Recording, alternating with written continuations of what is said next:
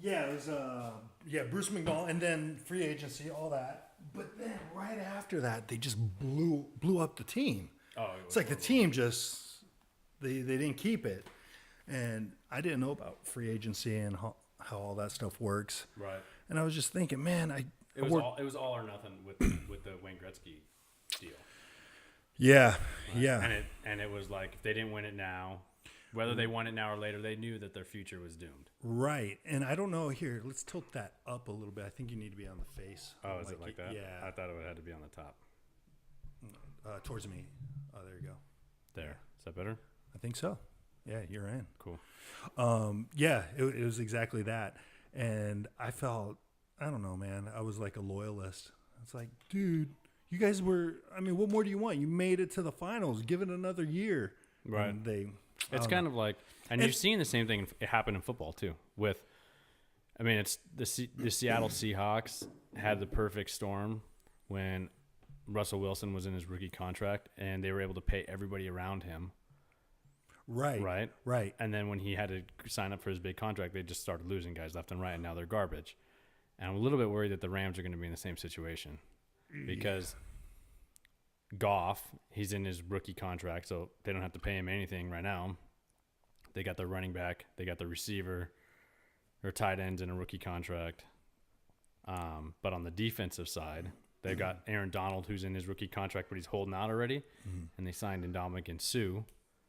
I'm like, oh, they're like loading it up as like all or nothing, right? They're either going to win the Super Bowl, they're going to win the Super Bowl, and then have nobody left over because they won't be able to pay anybody. Well, how was that year they had last year? I mean, that was a close, surprise, and it was the same kind of deal. They're just going to play off of that. Yeah, I know. Everybody was on the rookie deal last. They were a young team, right? Which I think is your hope, right? That they do keep them together. Even the coach, right? That's the thing. Everything's brand new stadium, new coach, new team. I mean, they pretty much nuked it the year before that, and I don't know. We'll see because they got far in this thing. So.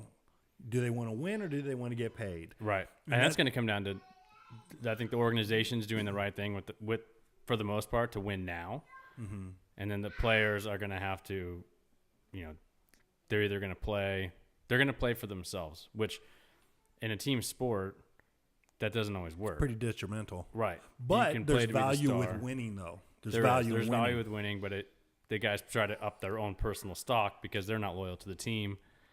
Because teams are not loyal to players anymore. Right. And that's the problem. I mean, it's so bad in every sport. In fact, what was the first sport that you could recall that started free agency? Was it baseball? Did it start? I don't know. It seems like I remember free agency. Yeah, ever since you were born, yeah. But it became a big thing because, I mean, think about the old Showtime Lakers. All those guys, even Jordan, they all stayed with one team. Right. I mean, you can't count the Wizards. He was already retired and old. But all these guys, they stayed with one team. The Bill Russells, the Kurt Rambis, the Larry Birds, Right. But once free agency became a thing, there was no loyalty to teams. The rivalries died. Dynasties. Unless you're Dallas in the mid-'90s or Boston now.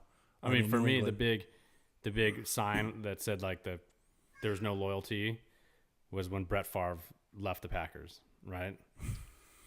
They were like, well, right, no. But they cut him out. He didn't have any time left. He's an exception though, but he wanted to play. He became detrimental. They drafted, Aaron Rodgers. Yeah. They drafted Rodgers. And it's like, what are you going to do? Yeah, you're going to have this All-American sit on the bench, or are we going to just let old man, Favre run the? I mean, you have to work it out, right? So where he gets paid and goes off to the pastures, or becomes a coach, or does whatever something that he agrees to. That's the thing. But I don't think he wanted to play. And then they just cut him loose, and then he went to go. I mean, he stopped off of the Jets, but then he came over and played for the rival, and that's for me. That was like, wow, teams and players. The whole loyalty to each other is. It's Favre raised the exception, though. Favre raised the exception because that was the thing. Is he sticking around? I mean, he was in his 40s. Mm-hmm. I mean, which is unheard of. And for the record, Favre is one of my all-time. Same here. I love that dude. Yeah. But it got to the point. It's like, come on, man. Right. You got to let it go. But you can't say you weren't pulling for him when he in his Of last game course. or the last playoff run against the Saints. Of course, of course I was. But I mean, I understand. I wouldn't call that a loyalty thing with the Packers. I really wouldn't. I would have liked to see him step down, become a coach, but he wanted to start. Right. He wanted to be that highlight right off into the sunset, being the starting QB for the Packers. And, right. So the Packers. he's the exception. So I wouldn't really chalk that up to a loyalty thing. But you have let's kind of change sports. You have basketball, and it runs rampant over there. It's right.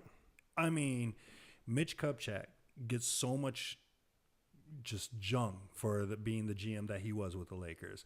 But dude, he kept Kobe on the team through through his entire career. Right. Who does that anymore? I guess Dwayne Wade. Wait, did Dwayne Wade finish with? No, he got traded, didn't he? Did he leave and then go back or no? The Heat. Yeah, I don't see. I can't remember if he left keep and go up. back. Yeah, I don't know. And see, I stopped keeping up. And that's my problem with sports in general, with the team sports. In fact, because a lot of times I've been teaching or training at night. I've been doing that for about 10 years now. So because those are at night, I've slowly kind of detached from the team sports, except for, even football, even though it takes place on the weekend, following it is it's a job. It really is. And then I was listening to the only reason why I'm so involved, quasi involved, is because I play in a pool. Right. Exactly. And I gotta know who to pick and who to start. And, right. Yeah. Oh, how many points is that? Yeah. But the fun thing about that is it puts interest in games you really have. Like, who cares if the two cellar dweller teams are playing against each other? But if you have a player, it's like, come on, man, I need 3 more catches. Mm-hmm. 3 more catches. Yeah. I play golf with my buddies, and they're in the fantasy football. I just play a pool that's like, you pick the winner of the game, you put some points on it, and it's like over 20 games. Okay, wait, is it a confidence pool? No, it's one way to do it at work. Oh, okay. And it's like on an Excel spreadsheet. It's pretty cheesy, but dude, I got to get you in next year's. We have it's fun. It's not big enough to be called a pool because it's only like, I don't know, 5 of us maybe. Yeah. We call it a puddle. So we got to get you in on the puddle.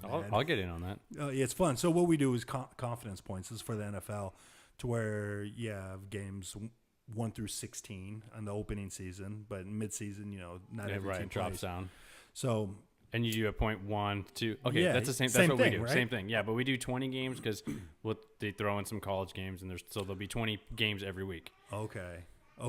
Oh, well, that's kind of cool because you're vested in college now too. And those ones are the coin toss games for sure.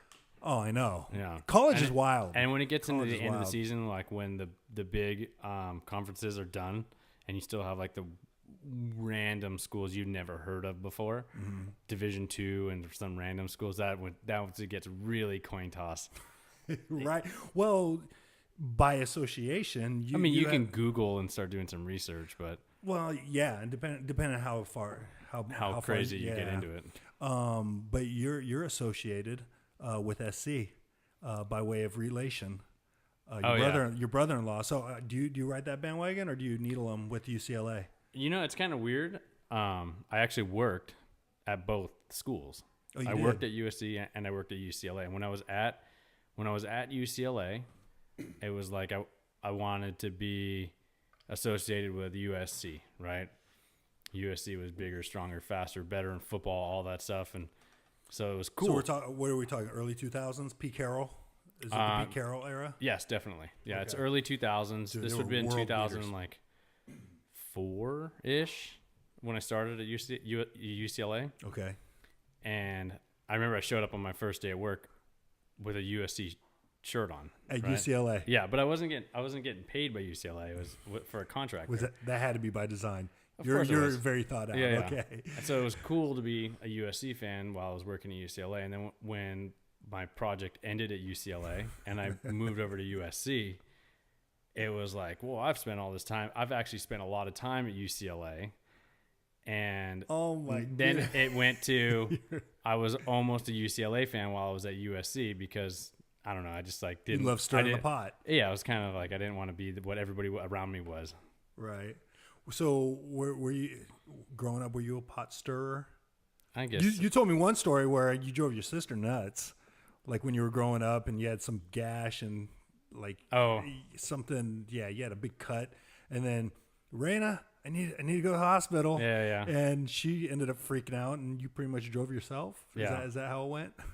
I was on the phone with some girl, and I was in like I had a duvet cover for my bed, and it's like a pillowcase for a comforter.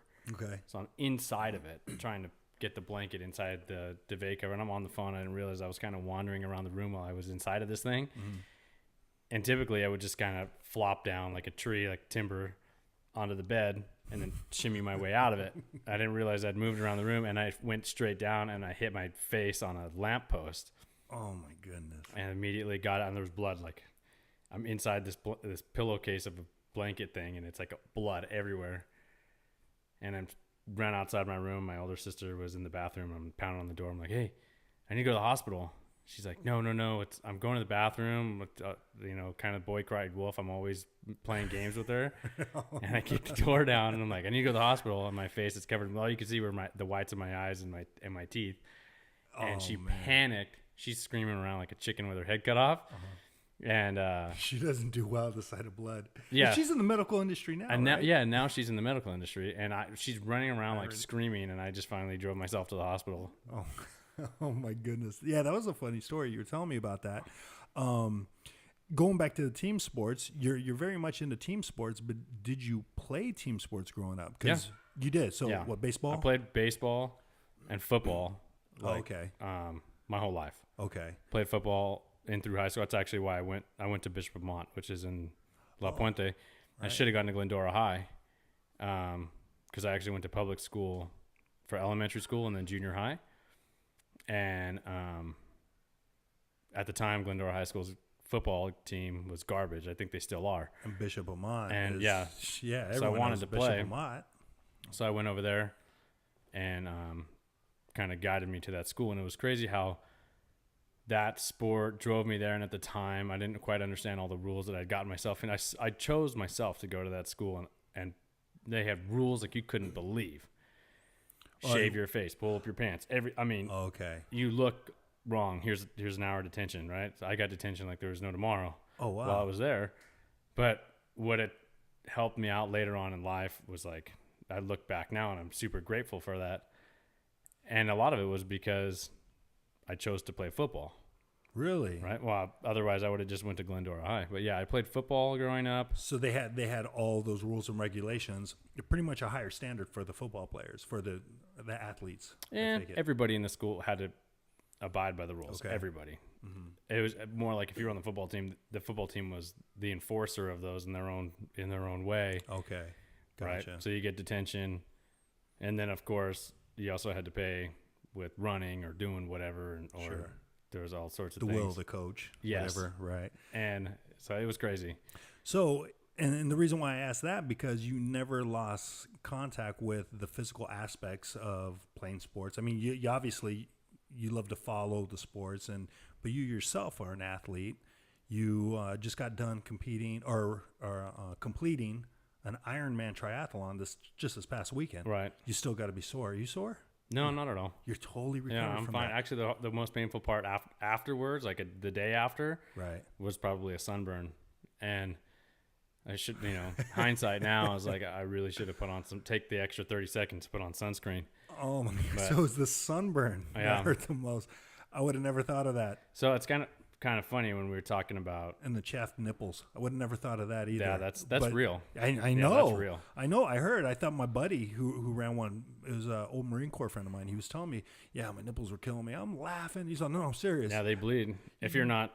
I never really had that. I mean, I've had that during training, but I never had that during a race. Okay. But it's kind of funny how we decided we were going to do this over like a Facebook thing that we've been friends for a year now. How are we going to celebrate? And when we said a podcast, I thought, okay, well, I should at least think of something to say when we come here. And over the last year, my life has been like insane. But it's really weird how it all kind of like ties back. So I was an athlete growing up my whole life, and then I went on to college, and like, boom, sports stopped, right? But I was still like, gave everything I did 110%, right? It was just that 110% became partying, right? Oh, man. So whatever, Right. It was cool. Most college kids go that route, Sure. but I went 110%, and I was partying like a wild animal. It was all good, kind of. I was definitely pissing people off, but graduated, had a situation with my sister where I kind of got into a little bit of a altercation with her. Okay. Actually,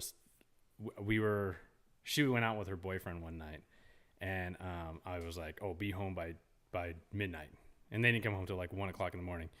But I thought it was just pure funny. I wasn't trying to be like intimidating or anything, but it was just my drunk ornery humor. Thought it was funny that I would have like my shotgun out when he came home when they came home, and I could be like, you've heard the story a million times, like, oh, when I have a daughter, I'm going to have my shotgun out when she goes out on a date. Well, I actually did that. And this is early 20s at this, or late teens? This is kind of like mid-20s. Mid-20s, yeah. Okay. So yeah, this is going to end well. Right. Alcohol and it blew and up in my face. You know, my mom and my sister gave me the riot act, and it was more or less like I could see that they were super disappointed in the person that I had become, right? So you're just playing a goof. I was an asshole. Like, it wasn't even a goof. It was just an asshole. Like, not even sugarcoat it, right? Okay. Luckily, I never got into any trouble, like drugs or, jail or felonious DUI acts or anything. Right. But I could see that they were disappointed who I had become. And it was like a mark in my life. It was like, bam, right? And at that moment, I was like, I'm done drinking. I'm done. I'm not going to lose the love from my family because I like to party. Right. So it was an eye-opener. And then immediately right after that, like, my choice of drink was beer. And so I was fat, I guess, fat-ish. Okay. And I dropped like 20 pounds, like, super quick. Just from stopping beer. Just from stopping beer. Your body wanted to get rid of it. Yeah. And then I was like, okay, cool. Like, that was a really cool benefit. And then I'm like, what am I going to do with all this free time? Mm-hmm. So the free time turned into, I went out and did a mud run, right? And I was like, okay, cool. That was kind of fun. And the mud run, got through that one, and then turned into it like what's called a tough mudder, and it's like 10-mile mud run. And I started just getting super active into sports. Like these adventure races? Yeah. Okay. And right at that same time, I started skydiving. Oh, wow. Okay, so you went right into all of this extreme adventurism. So you took your 110% of football, went into 110% party. Now you're going 110% into adventure racing. Exactly. Or, extreme sports, I guess. Yeah. So I got into skydiving, and it was incredible. Actually, I wasn't looking to get into skydiving. And see, what trips me out about this, the reason why I asked that question about if you play team sports is because all of this now is, I guess on one hand you can call it a natural route because it's all pretty athletic, adventurous, and stuff like that. But a lot of times people just, there's a rec basketball league, in my neighborhood, or there's a softball league, or a 30 and under baseball league. You didn't stick with the team. No. The team routes. You actually started going individual. Right. Sports. And most of it had to do with I was already engaged to my wife. Okay. I was working a lot. I didn't have time to be committed to anything. If it just took whatever little free time I could grab here and there to do what I wanted to do. And a lot of my free time and my free money went to skydiving right out of the gate. Did it one time, did a tandem with my wife. Okay, so backing up a little bit, what made you think, okay, Tough Mudder, that's one thing. I get it. It's pretty accessible. Yeah, let's do a Tough Mudder. Sounds fun, But then at what point, bro, I'm going to jump out of a plane. Yeah. What does that even, how does that even cross your mind? Wasn't something I was looking to get into. It's not. I don't think most people that are in it ever thought they were going to get into it. Mm-hmm. And so I was just going out with my wife and one of my coworkers to just go have a really cool day, right? And we went out and did a tandem. And then we went back to our office, and my coworker and I were like trying to round up people like, oh my God, this is so cool. We got to do this. We got to do this again. But we're going to beat everybody to the punch. So you went with Alicia first. Mm-hmm. Oh, okay. Yeah, So that was your first jump. Yeah. Oh, for some reason I thought she didn't go until like you were well into this. No. Okay, No, we jumped together for the first time. Oh. And right the picture from it actually turned out to be like our wedding, whatever, save the date picture. Oh, right on. But the guy I work with, we went around and we were telling everybody, oh, we're going to get a whole office together. And we're going to do tandem day, drop zone. It was really cool. But we're going to beat everybody to the punch. While they're all doing tandems, we're going to go secretly jump solo. So we're going to be the cool kids, right? Right. So the day came, and we were the only two that showed up. Like, nobody showed up. No one. So we just went ahead and we did it anyways, right? And then it jump one turned into, okay, well, you have two like instructors on each side. Okay. But that's not really jumping by yourself. Okay. So then, you got to progress and get to jump 2, 3, 4, and you get down to one instructor, 5, 6, 7, and then like 7 and 8, you have kind of an instructor jumps with you, but is not attached to you. And then by jump 9, you can jump completely by yourself. Right? You open the door and you jump. Awesome. But then you can't jump. You see like all the other guys on the plane, they're all jumping as friends together. And you're like, well, now that I can jump by myself, I want to jump with my friends. Right. So we got all the way to our license. We pounded it out and we got our license in over the course of 1 month, which is, we did it in March. So it's pretty crazy because the weather in March sucks, especially for students. You can't jump in a lot of the weather conditions. But we were playing hooky from work and all sorts of stuff and getting our license. And before you knew it, I was kind of just like drug into this thing that's kind of was quasi like it is a sport. And to me, it was like there was goals, like here's my next goal, here's my next goal, here's my next goal, here's my next goal. So it kept me super involved. Right. It captured your imagination, took your focus. I mean, right.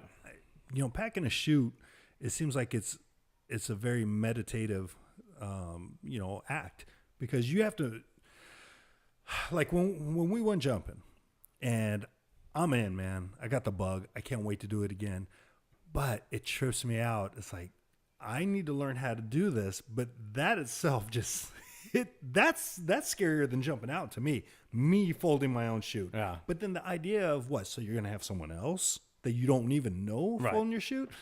That doesn't seem like a great option either. So it's like, not. You want to learn yourself. And there were so many firsts in your progression of skydiving. Like the first time you jump with, not in tandem with two instructors. And the first time you jump, and by yourself, and the first time you jump, like, at the time there's a low altitude jump called a hop and pop.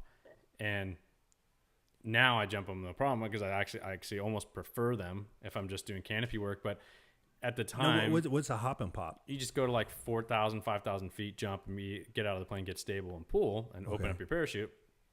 And at the time, people like scare you because they're like, well, you, as a student, you usually deploy your parachute at 5,000 feet and you're going to jump out at 5,000. Like, whoa, what if you hit the ground, Right. And so it bugs you in your head, but you do it and you find out everything's fine. Right. So there's that. And then there's the first time that you pack your own parachute, right? And then once you get your license, there's the first time that you have to go out, you have to rent your own, you have to pack it yourself, you have to like do all your own safety checks. Yeah, everything's all by yourself. Dude, that stresses me out. For as much as I forget my own wallet in the house or misplace my keys, that's a nerve-wracking task. It can be. Yeah, I lose my keys more than you do. I guarantee it. Oh, right. Be willing to bet it. Okay. All right. So it's not just me. You're a normal human being. Because I look at Billy Becerra. I was like, this dude's a Superman. He does everything. No, and I'm just because you did well. I mean, it was assisted, but your second jump was not tandem. My second jump that assisted jammy. Which man. So it's like you're the inspiration. It's like Billy did. I want my second jump to be that. Yeah, but we're ready, and skydiving month is May. So. Dude, in May, that's right. Where what is that? If you get certified, or they have some sort of specials in May, they've got, right? Yeah, it's like national skydiving specials month. in May, and some drop zones participate, and then it's like super discounted. I think in some places you actually can do it for free. So wait, say it again. I think you do like your first jump course for free. Really? Yeah. But not get licensed. No, that's a few $1,000. That's okay. Yeah, definitely want to get licensed. So going back, so yeah, you were absolutely, yeah, man, you're a madman. Second one, you just want to go and get your solo license as quick as possible. That's 9 jumps.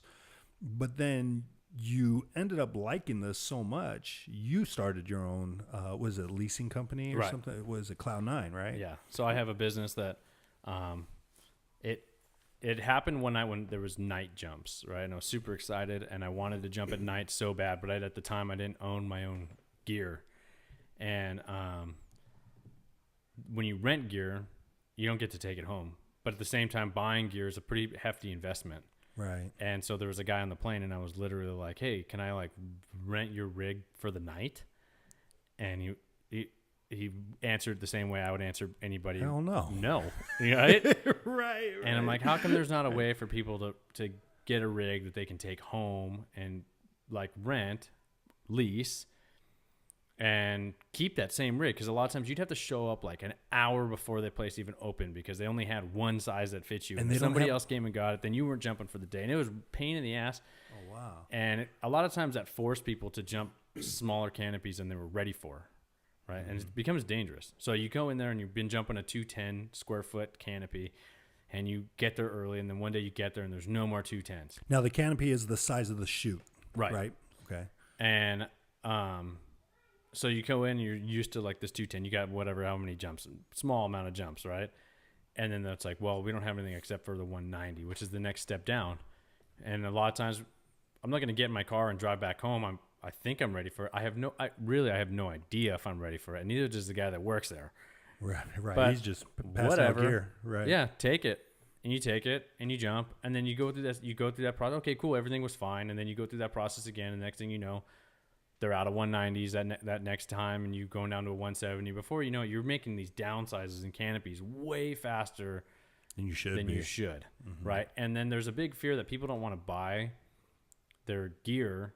They don't want to spend $5,000 on something that's like a 190 when theoretically in 50 jumps from now, they're going to be down to like a 170 or a 150, right? So they want to like hurry up and get to a size that's comfortable before they buy. So I saw like a really big window there of opportunity where people were tired of renting, but were dangerously pushing themselves faster than they really should just to get something that they could take home. So I talked to some manufacturers, I became a dealer and started leasing them. And it actually works out really well. And I have multiple markets. My one market, that's my main market, right? New skydivers, where they want their gear so bad because they just started the sport, right? They're super impatient. I can relate. Want it. Yes. Everybody gets that, right? In whatever sport you start, you like want everything and you want it now and you want the best top of the line. Good stuff, right? Right. Especially if you're jumping out of a plane. Right. Yeah, I want my stuff. Right. That's just really. I don't want a bargain basement deal. Exactly. And that's how everybody justifies it to themselves to open up their wallet. And at the end of the day, I found that there was other markets on the side where, like on the professional side, guys are training for world championships or whatever. They will have multiple rigs. They'll have like 2 or 3 because they get on a plane, they jump, let somebody pack it while they just put it on and get on the next plane. And so wait, do they have competitive skydiving or something? Oh yeah, skydiving is a huge sport. Wait, what? How does this work? What's this? So there's multiple disciplines in skydiving. Okay. There's like, I never knew this. Yeah, there's free flying, there's belly flying, there's wingsuiting, there's canopy, and then and there's multiple disciplines in all of them. You can have like individual, and then you have like 4 ways, 8 ways, teams, right? And what do they do? They judge formations and all that stuff? Yeah, and they have formations, and some of them are artistic, and then some of them are like just technical. Actually, they have points. Like, so everybody jumps out of the plane, and then every time you link together, it's a point, right? So point, and then they switch and connect again, point, and then switch. And then it's like a point. It's a system where how many points they get before they need to break off and open their parachute.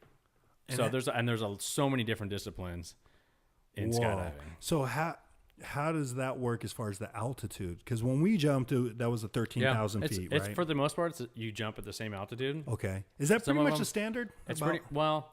It really has to do with the oxygen level ceiling, Okay. right? So we were at sea level, Okay. so we're right there. Like that's about the longest legal jump you're gonna get. Right? Okay. You can get up to 14,000 when passengers start needing, or pilots start needing oxygen, Okay. and they just, you know, it's oxygen reasons. You're not going any higher. So if you go to Las Vegas, they're only taking you 10,000 feet up because above the they're ground, higher. because they're in already 2,000, 3,000 feet above whatever they are above sea level. So pretty much wherever you go, and they're not doing any skydiving at a Big Bear. You can, But it's, you just have to compensate for the altitude of the ground. so they're going on one of those the pop and hop deals, right? 'Cause Maybe they're- and it depends, right? So Okay.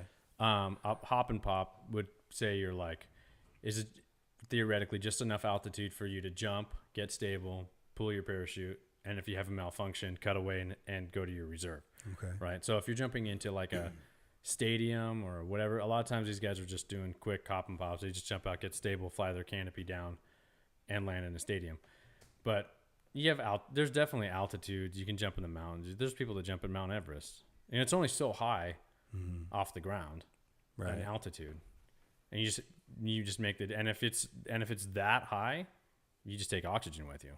I mean, I did a 30,000 foot jump, and there's no air at 30,000 feet, so I had to take oxygen with me. Right. So what is it? One of those? Does it pump into your helmet, or is it one of these? It's things like like in Top Gun where they got a mask over their okay. face. Okay. Yeah. It's like that. And then where does that air come from? Some sort of pack? Right. So there was on the airplane, there was a machine that the oxygen tech, I think he made the machine, and it basically You have takes a little guy pumping like a bicycle pump. No, it was like compressed air that it would convert it into oxygen, into like 100% oxygen, and we sat there and had that pumping into our system for an hour before takeoff, and then the plane took an hour to get to 30,000 feet, and then right before we were about to exit the plane, we switched over to bottles that we had strapped to us with 100% air or 100% oxygen. Okay. It's not the same as scuba dive, Right. right? Because that's a mix. Okay. That's So like, it's not that has nitrogen in there Right. as well. Right. so anyways, I'm not a technician on oxygen, but I did know that it was different, and you had to take it because it was a lot more dangerous than scuba diving for sure. Yeah. The consequences are But pretty dire. once you get down to like 15,000 feet, that was the danger zone from 30,000 to 15,000. You got down through that so fast. Really? So this was, and this is called Halo. Halo jump, which is high altitude. High altitude, and technically the acronym is high altitude, low opening. But since I'm not doing it for military purposes, there's no reason for me to Open low. open low. Right. Right. So, is there what's the science or what's the formula at what point you should open? Because it seems like once that chute opens, you pretty much have a lot of control over it. Are you constantly slowing down, like the further you descend and everything? Because to me, the sensation is as soon as that thing opens, you get that initial yank, then you're under control. You're under control the whole time. You're right. So, well, yeah, even in the free fall to some extent. But what's the pretty much the hard top? I don't know what you call it, the hard deck to where you guys open. It's about 5,000 feet. I typically open at 3,000 feet. And that's just. And that's normal. I give myself 1,000 feet to have it open. If I don't have a good parachute by 2,000 feet, then I get rid of it. Okay. So essentially, that's just a buffer so you can open up the Right. spare chute or anything like that. The reserve, it would go like normal. It's like I open at 3,000, take it down. If I don't have something good, or which I at least think is going to be good by 2,000, then chop it, and it gives you another 1,000 feet to have it open and get ready for your landing pattern. Find a place to land. And if I've had 2 cutaways, luckily I was right over the top of the normal drop zone, but I've landed off, like I've flown my wingsuit and got lost. So yeah, that begs the $1 million question. I'm sure you get asked all the time: is did you have any mishaps in skydiving? Well, and not even Close calls. Let's not even get into the wingsuit yet, but just like parachuting, skydiving. Have you had any mishaps to where you had to pull the spare chute, and why? Only in my wingsuit so far. Just the wingsuit. Yeah. Yeah. Last time, if I recall, you only had 2 mishaps. I'm still at 2. Okay, you're still at 2. Yo, if it gets to the third one, I'm gonna take that as a signal. Right. So, what are some of the things that go wrong with a wingsuit? There's just so much more surface area to control. It's just, okay. It's like You have to be more deliberate in your movement, right? it's definitely got to be more deliberate in your movement, especially when it comes to opening your parachute. And that's where I went wrong. When one of my mistakes was, I was really relaxed. Relax is a good term because you want to be relaxed, but I was like slow about it, which just there's fabric between your legs, and when you close your arms, all that fabric is in your back end between your legs, and it pushed my head down, right? Okay. So I was like headed straight down Nosedive. to the ground, nosedive, and it was so fast that I actually went back underneath myself. So I'm doing like a somersault. That's a big no-no, right? Yeah, while I'm upside down while I'm deploying my parachute. So my parachute wants to come like from underneath me, and it was too late. I already had my pilot chute out in the air. It was coming out. Oh, whoa. Okay. It came out. It was messed up, and luckily I was very prepared because I knew I'm like, oh, this is gonna be a cutaway. I'm horrible body position right now, and so I was prepared. It came out. It was bad. It didn't take me half a second to get rid of it because I knew it was going to be horrible. Okay, so before it even had a chance to get tangled or anything, it was Yeah, gone. it didn't really get tangled. It got this line twist. Okay. Like if you're sitting on a swing and you get the kids like spin Right. around in circles and you get a line or a twist. It was like that, but it was so bad that I was like a centrifugal force where I was just spinning like around. I was on my back, and I cut it away and went to my reserve, and my reserve was open, and like before I never even had to pull my reserve ripcord because it was already out. You were able to get the twist out. No, when you pull a cutaway handle, Okay.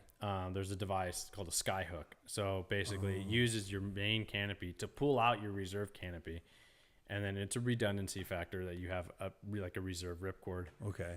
And the reserve canopy came out so fast, I never even had to pull out my reserve ripcord because the canopy was already above my head. Oh, okay. So being chest up on any kind of skydive, that's bad, right?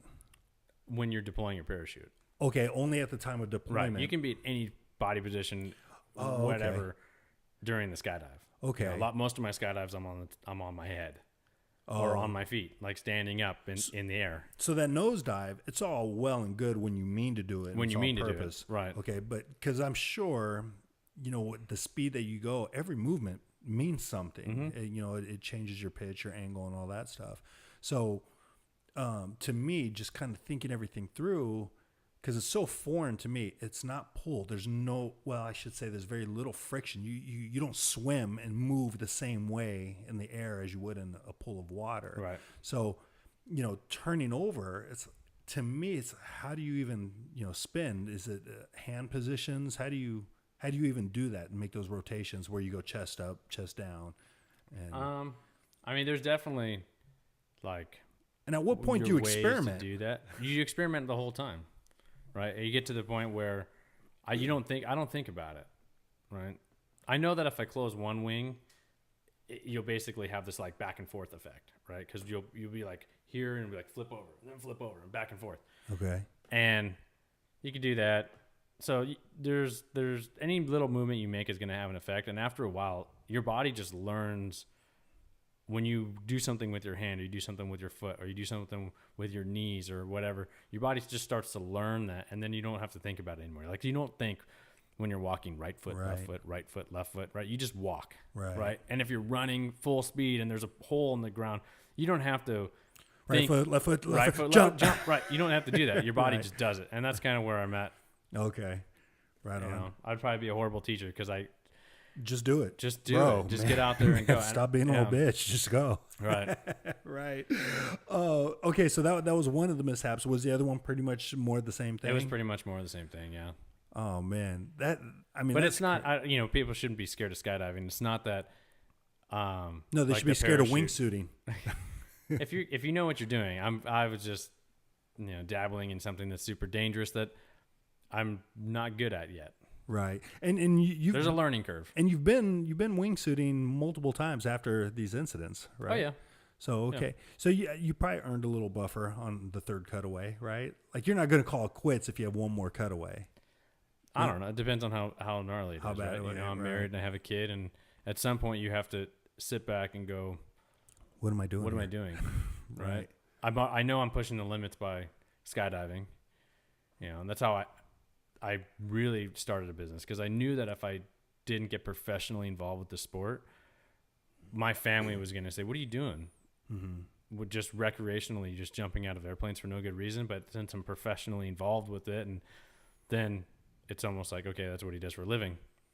Right. So it made it quasi acceptable with my family, right? Because there's some financial interest Right. in this. Yeah, and you know that goes back to what we were talking about before we even started the podcast. Is do something. I mean, it's the old cliche. You know, do something that you're passionate about. You'll never work a day in your life. Exactly. You Right. know?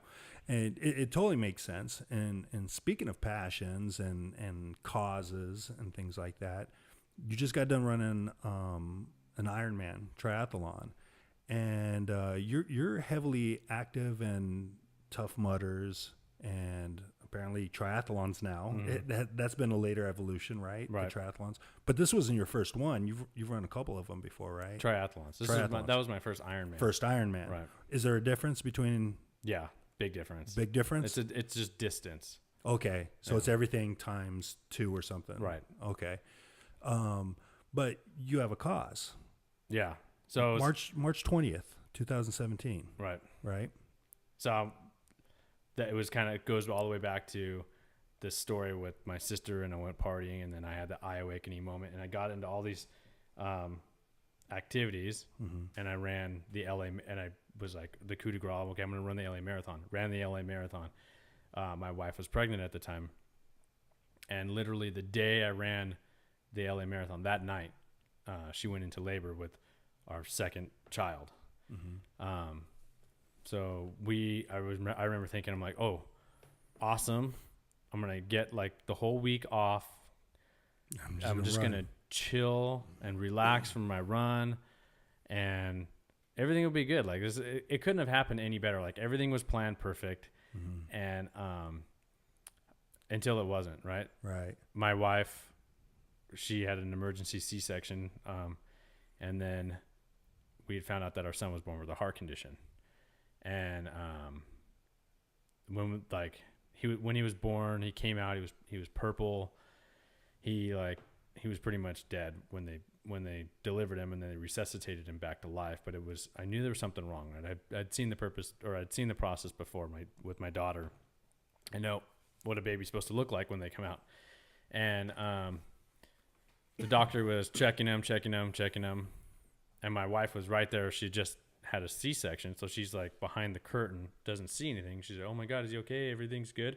And she doesn't even know. I'm like, yeah, everything's awesome. He looks great. And if you've never seen a C-section, like, kudos to women after going through that. Right. You know, you think C-section, blah, blah, blah, whatever, you know, it's like surgery. Just words, right. They cut them open like I thought it was out of a horror movie. I mean, her organs were like laid out on trays. I don't understand how they even survive a C-section. I have no idea, because it looked to me like she was modern dead, medicine. right? It looked like crazy. She got ran over by a train. And it was like super overwhelming. Trying not to make her panic, because she looks like she's just been run over by a train. I'm telling her, oh, then, you know, we're going to take him back to the nursery, and everything's fine. Doctor's checking him out. It's not fine. So they wrap him up and call the NICU unit from Queen of the Valley Hospital. They come rushing over, got him all inside of a little baby incubator, and he's got wires in and out like he's in a bird's nest. Run over to Queen of the Valley Hospital. Doctor comes out, says, I'm going to take a look, go get something to eat. You've had a long day. I went to Panera with my sister, and literally like sat down, and I'm like, take a deep breath. My phone rings. The doctor, you need to come back right now. I'm like, okay, go back. And he tells me, this is really complex. This is not something we can handle here. You got to go to Children's Hospital. So we're about It's probably, I don't know, he was like 8 p.m. He was born in the morning, so it's been. So where are we now? We're in Temple City. Are we in Temple? We were in Covina. Covina. Okay, and we then we're jumped talking in a- about St. Jude's, right? No, Children's Hospital, Los Angeles. Oh, Los Angeles. Okay. So we get in a hospital, or we get an ambulance, and we go over to Children's Hospital. And at this point, like, you fear the worst right away. Of course. Right? He's not gonna make it. And there's so much emotion that goes into it, right? You've got, you feel like alone, but you also have to feel like the father and the provider and the guy that's going to take care of everything. But the pillar. Right. But you don't know how to do it. You have no clue what to do. And, everybody's left behind, right? My wife couldn't go. I had to go by myself. My sister met me at the hospital, which was awesome, right? I'd found out that I had an amazing support from my family through this whole experience. But you go through that, and it's just gut-wrenching. And then the next morning, he had his first heart surgery. He got diagnosed. He had what's called aortic stenosis with a hyperplastic arch, which is, in layman's terms, means that his heart, the blood flowing into his heart was flowing in from a size 1 hose and flowing out like a size 10. So it wasn't being supplied with enough blood. Yeah, take that backwards. Flowing in with a size 10 and flowing out with a 1. And so the blood was going into his heart, but it wasn't getting out. Up, right. And his heart was just expanding like a big water balloon. Okay. And so they went in a catheterization process where they go in through hit the vein in his groin, fish it all the way up into his heart with a little camera, rip a hole, and kind of equalize the pressure on his heart. But it had already done some damage to the point. It's like pulling a muscle, right, when you're running. So his heart muscle was damaged from being stretched out. Surgeons come in the next morning, talk about how everything is going to happen, what we're going to do, and schedule him for an open heart surgery, which was like a week later. So spent the first week at Children's Hospital. Over that course of that time, my wife was able to come out from her procedure, meet him, spend a lot of time there. And then it's really weird how life can take whatever you're involved in, and it just makes everything that seems important unimportant. Takes things that maybe you took for granted and makes them feel like the world. Right. You feel like an old wise man when you're kind of through with it. And it's lessons in life that I learned that I would love to try to explain to people, but I don't think you understand them until you either live a full life and you see people around you die, or you go through a situation like this, and you don't want anybody to understand, but at the same time, I'm like grateful that I have the wherewithal to understand these things, right? Rather than just turn around and blame God or fall into a depression or right. whatever. So as I'm sitting in the hospital, you find out all the hospital staff, everybody there works out, right? Everybody's like doing, a handful of people did the marathon, and they're like, oh yeah, well, if you did the marathon, there's a triathlon that supports the hospital. You should do it. And immediately I saw all the good things that hospital was doing.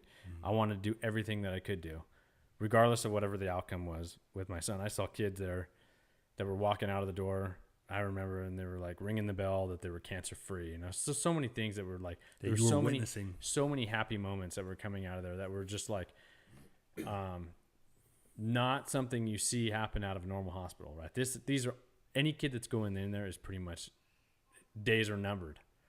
And somehow a lot of the time they're very successful in saving these kids' lives. So I was like, whatever it is, I'm doing it. I don't know what a triathlon is, but I'm going to do it. I ran the marathon, right? So, and I jump out of airplanes, like, right? How bad can it be? How bad can it be? So they have like 2 classes. They have a long one and a short one. And the short one is like a bunch of celebrities and people. Zac Efron does it. And I'm like, there's no way I'm doing the short one, right? Yeah, I'm doing the long one. You're going in because you're 110% guy. 110%. So right. I signed up to do the long one without having any idea what I was doing, right? And that's one dude right there. I didn't even know like a road bike. no clue, right? I didn't know. Like, I just thought, well, I rode BMX as a kid. I could definitely ride 30 miles. Bunny hop. Yeah, I can ride 30 miles on a bike. Right. I swim in my swimming pool. I jump off the roof into my pool. I can swim in the ocean. I can swim a mile, right? Like, bro, I'm crazy, bro. yeah, I can do this. I just ran the marathon. I can easily run 6 miles. I had no idea what I was getting myself into. Such a meathead move. Yeah. So I put that in. I signed up. It was all good. Oh, man. A week later, my son has open heart surgery. Surgery went great. He had the best heart surgeon in the world, Dr. Von Starnes, that just did Arnold Schwarzenegger's heart surgery. Like, really is the best surgeon in the world. It's not like it's not an opinion, right? It's a fact. Mm-hmm. And but when I was told that, I knew right away that I'm like, well, you don't get the best surgeon in the world unless you have the worst case in the world, right? And so they did the surgery. He came back. He said the surgery went great. He was super excited. They put him on, but his heart wasn't strong enough because of that initial swelling to pump on its own, right? And so they had to supply it or support it with what's called an ECMO machine. And basically that takes the blood right out of your heart. It's a tube literally poked into your heart. Blood comes out, filters through it, puts oxygen in it, controls the temperature, and then sends it back into the other side of your heart and helps your body pump the blood. And kind of like a pacemaker. Well, a pacemaker will help your heart like beat. Okay. Right. This is like literally a pump. Just a pump. Like a pool pump. It looks like a pump that you see on the side of your house by the pool. Okay. And except instead of full of water, it's full of blood. All right. And the dangers that are involved with it are as soon as your blood exits the body, it wants to coagulate or wants to clot, right? Stop the bleeding. So when your blood's running through this machine, it's trying to clot. And so to counter that, they put you on blood thinners, and your body can only survive so long on blood especially thinners. When you're an infant. Right? He's only 7 days old. Mm-hmm. So he's on blood thinners, and at some point, he's on the machine. Like, they wanted him off the machine in a couple of days. Like 1, 2 days, and 2 days turned into 3, and 3 turned into 4, and they were going, wow, his heart is still not strong enough. It's making improvements. Mm-hmm. It's just still not strong enough. Now, where's your headspace as this is going on? I mean, are you celebrating little mini victories? Or? Yeah, you do. You celebrate mini victories every day, mm-hmm. right?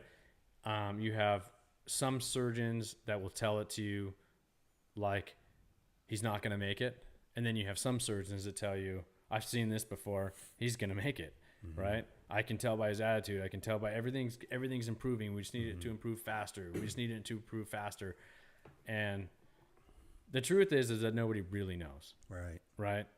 The truth is that you've seen kids in the same situation, and some of them make it and some of them don't. And unfortunately, he had a breakdown in his body because he was on these blood thinners. And it was just, you can't blame it because there's no way he would have survived without the machine. So he needed the machine to survive, but ultimately it's kind of what led to his demise. So he had a breakdown, and it kind of started somewhere in his gut, and we knew that because we changed his diaper in the middle of the night, and it was full of blood. Right, and at that moment there was you could just tell by the look in his face. It just started to sink in a little bit, and Elisha was at home. I was sleeping in the hospital. This was going on starting week 3, and it was like, hey, it's over, right? So we did a CAT scan or whatever the scan's called, where they measure your brain just to make sure, and it basically lost function, went brain dead, and he passed away. Technically, he passed away on April 4th when we took him off the ECMO machine. We cut the ECMO machine off, and then he passed away. So when he passed away, you can take that in different ways. You can take that as an opportunity to lay down in bed and cry. But for me, just my nature, I had to find a way to make his life worthwhile. Right. Mm-hmm. And, there was an inaugural event called Walk LA that they started there. And so that same hospital and everything. Same hospital. And before I knew what that was, I just signed up and did that too. 'Cause that's what you do. That's what I do. Mm-hmm. And, we signed up. and it caught fire. Luckily, my wife's dad, he's an entertainer. Mm-hmm. He's got fans all around the world, and it took a little, note from him, and this thing just spread like fire, and we ended up raising $100,000 for the hospital. And so it was like, it makes you feel better because it makes you feel like, wow, in 2 weeks, he was able to really accomplish a lot with his life. He not only is literally saving kids' lives in the hospital with all the efforts, but he taught me more about life than I learned in the first 31 years of my life. Mm-hmm. He taught me how to appreciate my wife, how to appreciate my kid, my other kid, my daughter. Right. My mom, my sisters, everything just became of the vibrant colors you see. The vibrant colors you see when you first jump out of an airplane, right? Your body sends that adrenaline through you when you first jump out of an airplane. And the only way you can say it is that you see colors that nobody else sees, right? That's the only way you can explain it. Right.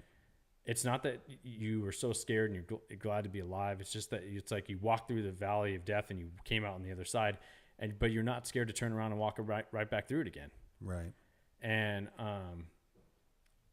I didn't necessarily need that because I appreciated life through skydiving, but this took it to a whole nother level, and I felt like it allowed everybody in my family to appreciate life the way I did. Yeah, because they're all looking at life and life's challenges, obstacles through the eyes of Rex. Right. At this point. Mm-hmm. Right, and I mean, he serves as perspective on everything else. Right. You talk about an anchor point.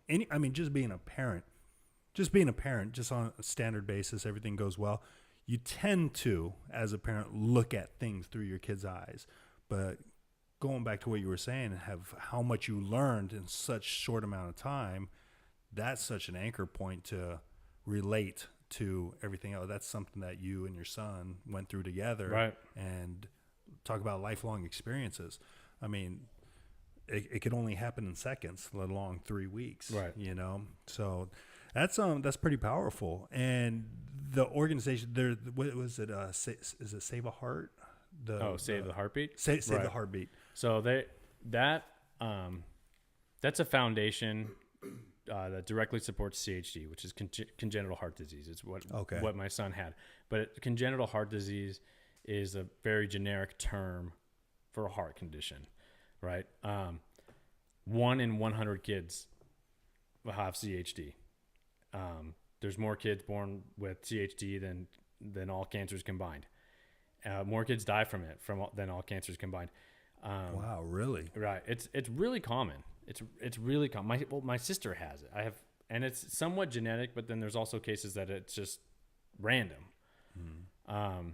But Save the Heartbeat was started by a lifelong friend of mine, Danielle. Her maiden name was Park, so Danielle Park was growing up, but now she's married and her last name is Maloof. Literally, carpooled with her to kindergarten, went elementary school, junior high, my entire childhood, right? Like I said earlier, I went to Bishop Vermont. She went to Glendora High, and then we kind of didn't see or talk to each other for years. Mm-hmm. Before Rex had his issue, she had a son who had CHD. The same brand that Rex had? No, it's a different one. Okay.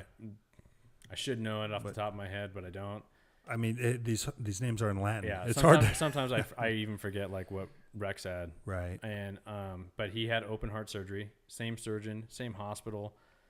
Much like the stories are so similar. So they walked a similar There's path. some involvement with the LA Marathon with her. She did the LA Marathon, and that's when she found out she was pregnant. And it was like our stories line up like it's eerie how much they line up. Yeah. But she started this foundation, Save the Heartbeat, and when we were going through everything we were going through, they were like a saving grace because I could ask her questions comfortably because I knew her, but it was questions that where do you turn? Who do you ask? Right. Mm-hmm. Is this normal? Is this not normal? right? Like whatever the procedures are, they're coming in and they're doing something, right? Is this normal? Is it weird? Is it something they did with you? Or, like, how long am I going to be here? Not that I was in a rush to get out, but I had a mortgage. I have a job. I've got all these things that, at some point, if you're just sitting in a hospital for months and months months, you're not providing. Right, you're not providing. So there's a whole lot of things that I was able to talk to her about, and they were really a saving grace. Like, I never expected to be. I knew I was going to be in the hospital for at least 2 days when my wife was having a baby, but I didn't expect to be there for like 3 weeks. So when they came and they brought toiletries and things like that, it's like they knew what you needed when you're living in a hospital, right? Right. And so they were like saving grace. And on the same token, once Rex had passed, they gave us a platform to take this energy that we had and do something with it, right? And do something productive rather than lay back and become depressed. Right. Right. They kept you active, kept you busy. And that's what I was about to say. It seems like the support group of the people you met along the way as well, that, in situations like this, I'm sure it's pretty surprising to see the outreach and the support of people who really a week before that didn't even know you, right? Yeah. Yeah. But, so my wife's dad was the bass player for Van Halen. Mm-hmm. His name is Michael Anthony. The lead singer of that band back in the 80s was David Lee Roth. They have not had any contact for years. And when this all happened and the word spread out, David Lee Roth donated $10,000. Wow. Right? And it was crazy. Like, I don't know him at all, never met him. And I think they had not talked in so long. I think my daughter had only met him once over the course of her life. Mm-hmm. And there's $10,000, just boom, here. Some support from him. And then all the fans all over across the country rallied. Yeah. I had people from work, word spread. And there was like so many people that at work, and some of them I thought didn't even like me. I thought they were always like, well, Billy's an asshole. Right. And then from some of the things you may have done. Yeah. And then people were out, like coming out to support you. And it's really hard to explain. You don't want to be like the person that has to a charity case. Right. And that's why I think, I wasn't out looking for money for myself. Mm-hmm. And it didn't take away my pride when I was pushing the streets, asking people to donate to the hospital. Right. I made no money. This whole ordeal cost me a ton of money. Mm-hmm. And I'd do it again in a heartbeat. Right. Because of the results that I saw from it. And we are doing it again. And the people it helps and everything. Right. And we are doing it again. We've got the same team that we started last year raised over $100,000. It's on June 2nd. It's going to be at the LA Coliseum. We're going to do it again. The LA Kings, or at least portion of the LA Kings, are going to be there, and the LA Galaxy. And it's going to be a pretty cool event. They're going to step it up from last year. And right on. So we're going to try to do that every year. So June 2nd, LA Coliseum. And is there a website? There is. It comes out of the CHLA website. I don't know the link off the top of my head. We'll get it and I'll post it in the description. That to you. The team name is Rex and the Heartbeaters. Rex and the Heartbeaters. Yeah, everybody's welcome to join the team. Right on. So what exactly is the event? Is it a marathon? No, it's just a walk. Oh, it's a walk. Right. Okay. It's just a walk. Last year it was at Griffith Park, and it was just a walk around the park. Just a cool day. They had food trucks, live music, and big games like carnival games for kids and bounce houses, and it was just a cool day for everybody to hang out. And they're just going to step it up a little bit this year and have it at the Coliseum. And it's not a marathon. It's not something you have to be in shape to do. You just go out, take some time, and donate have some fun. $1, donate $100, donate $10,000, whatever you want. And it supports like an amazing cause, right? And I can sit here and tell you that even though my son didn't make it, I still see the results from this place, and it's an amazing place, right? I hope nobody ever has to go there, because it's painful to walk in the door, but you see a lot of kids walk out pain-free. Right. And just that alone, it kind of makes it worth it. Oh, 100%. So I got signed up going back, did the walk, everything was cool. But for my own personal deal, you know, I was going to put in the training, the blood, sweat, and tears into this triathlon, right? Mm-hmm. Because now this was kind of my tribute to my son. And I remember before when I was trying to schedule the podcast with you, you go, dude, after the triathlon, Right. like, all right. Well, so that was the Ironman. This yeah, was the Ironman. triathlon, I'm sorry. the first triathlon. Okay. First triathlon came. I trained hard. I loved it. I absolutely loved it. Mm-hmm. Right. The swim was awesome. The biking was short distance, and the run was easy at that point. So what was the distance on these events on your first one? The first one, it was an Olympic distance, so it's 0.9, I think 0.92 of a mile. So it's just short of a mile swim. Okay. I believe it's 30-mile bike ride and a 6-mile run, right? Individually, any one of those are pretty easy if you train, right? And then you stack them on top of each other. It took me like 2 hours and 40 minutes. So doesn't take all day. Okay. But it's definitely It's a commitment. It's a commitment, Right. right? So I did that, and that time frame and the distance, awesome, loved it, right? But I had also, and I raised another on top of that $110,000 that we raised. Go Jump Oceanside, because this was kind of like my own separate deal from the walk. We set up a fundraising event at the drop zone. And this is the group that you skydive with right, a lot the of place times. we went skydiving. Right. They set up a day that every tandem that came in, they donated money to the cause, right? And at the end of the day, them plus some more donations from some other people and some of my other skydiving manufacturers, I ended up raising another $7,000 on top of it, right? Oh, right on. So it was really cool. I was really proud of that. And you got to have fun doing it. Got to have a lot of fun, and but get past that. Cool. I've just invested a crap ton of money on like a wetsuit, a bike, all the extra gear. I now have to have like a gym membership because I don't have a 25-yard pool at my house. Right. I've got all these things that I'm spending all this money on, and I'm going like, I can't be one and done. There's no way I can be one and done. Right. You're vested. Right. Right. So I get through, and I'm like, that everybody at work is Ironman. I keep hearing Ironman. I'm like, no. That's crazy talk.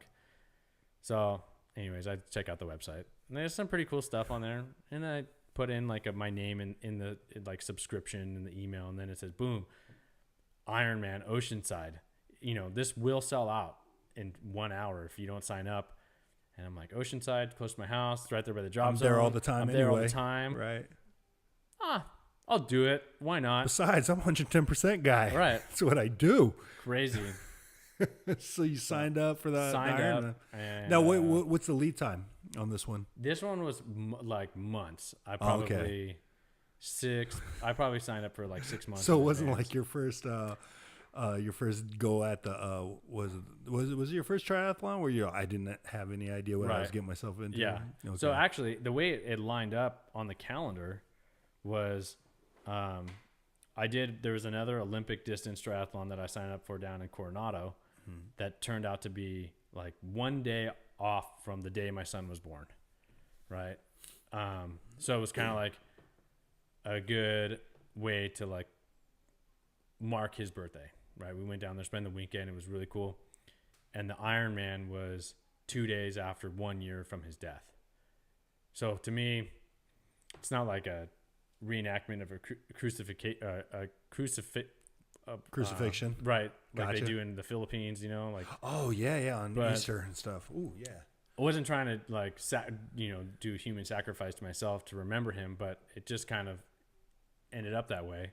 Right. And that plus the Save the Heartbeat had a gala that was like a couple of weeks earlier, and I was the keynote speaker, and I gave a speech on what my experience was in the hospital. I got in a lot more detail, like just about my real hospital visit. But all those things kind of coupled together, like really put a really good bookend to what would have been 1 year of his life and all the amazing things that had happened.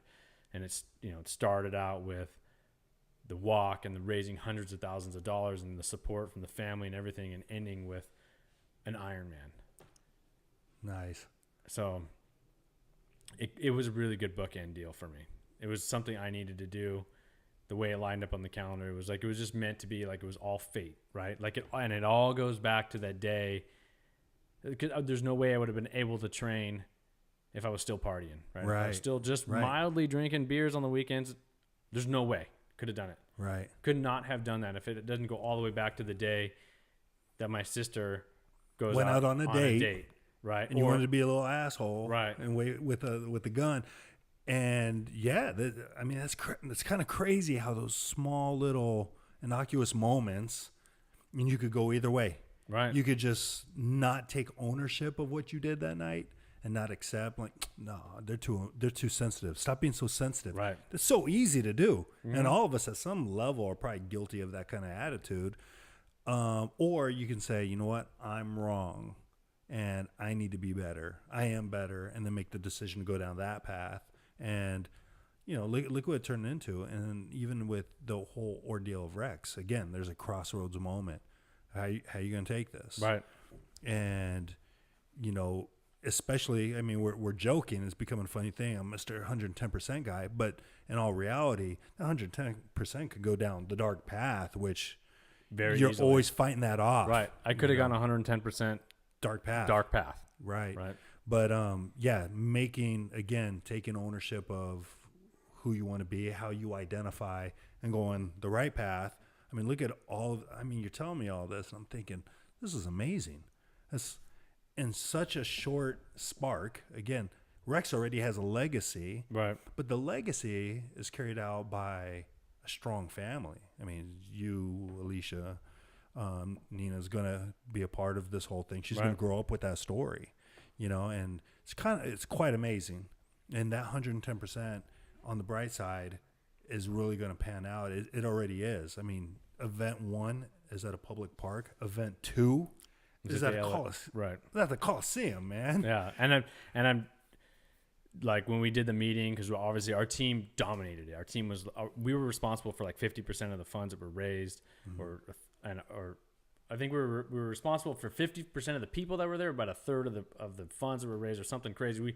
Either way, if it wasn't for our team, that the event would have been a lot smaller than it turned out to be. And I told them, like, hey, well, next year I'm skydiving into this thing, you know? Right. All right. So wrapping this up, it's time to get going. We got to get your daughter home. June 2nd, the Coliseum. We'll get the link. Yeah. June 2nd, the Coliseum. And I am going to do the Nautica Malibu triathlon again. Oh, you are? Yeah. So I'm doing both again. I'm doing the walk where everybody's invited to the Coliseum. And then I'm also doing the Malibu triathlon. Dude, your horizon's still busy. There's no time. It'll be fine. Right. You know, any tough mudders in between? No, I got 2 tough mudders at the end of the year. They'll be my number 6th and 7th. Oh, okay. Tough mudder. And then as far as leasing goes for Cloud9, is it a Google search away, or how does that even work? Or is it specific to the place you go? Okay. I can advertise sometimes because I just run it by myself. Okay. Anytime I advertise, it gets overwhelming. A little out of control. Yeah. Okay. So I kind of actually have to kind of limit my exposure. Plus, Gotcha. I have a lot of capital out. Okay. Right. The way my leasing thing works, I buy it from the manufacturer, and I hold the note on it while you pay me in payments, increments. Right. And I don't start breaking even until, like, if it's on a 2-year lease, I don't break even until like month 18. So hopefully they still have that passion of skydiving and want to keep up with their payments. Right. And there's things in contracts that, you know, they can give it back early, or they can buy it out early, or whatever. I got all that stuff planned out. But sometimes if I get too far, I get too many customers, all of a sudden I can have a whole lot of money out there, and it gets a little bit risky. It's almost like a good problem to have. It is a good problem to have. But okay, well, we'll just put that out there, and then I'll let you deal with it as it may. But anything else you want to get out before we end this bad boy? No. I mean, if anybody's watching, or, you know, definitely check out the Walk LA for that supports CHLA. The Nautica Malibu Triathlon also supports CHLA, and Save the Heartbeat Foundation. They sell women's jewelry, and 100% of the proceeds go to supporting CHD. Right on. So, Billy Becerra, you're a madman.